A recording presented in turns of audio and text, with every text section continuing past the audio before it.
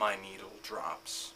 Anthony Fantano here, going to talk about this album, Dark Night of the Soul. Dark Night of the Soul is a musical collaboration between producer Dangermouse and Sparklehorse, which was the creative musical outlet for singer-songwriter and multi-instrumentalist Mark Linkous. It's just been officially released this month, and it's pretty much the release that it deserved last year, when it was originally bumping around the internet, getting a lot of hype, getting a lot of reviews, and gathering a lot of buzz. Which is, to be completely honest, why I find it difficult to review this album.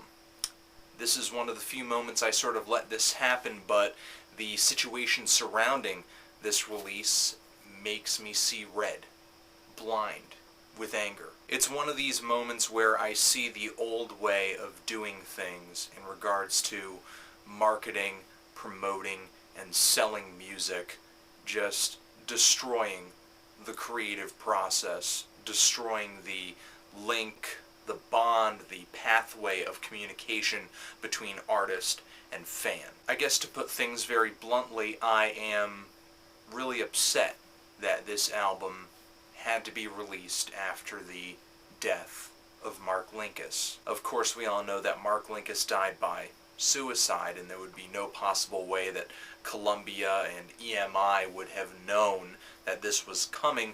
Plus, according to New Musical Express, early this year, while Mark Linkous was still alive, there was talk about Dark Night of the Soul actually getting a release, but just talk. Now, there's a lot of speculation as to why this release was halted.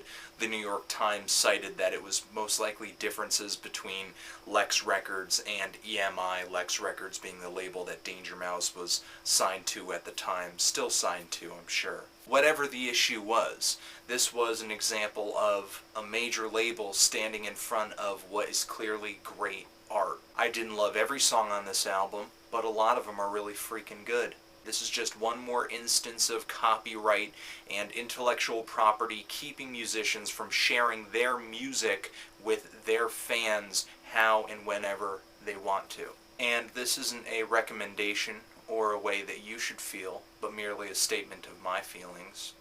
But I'm not sure I feel comfortable spending money on an album that will improve the bottom line of a record company that stood in the way of its release in the first place.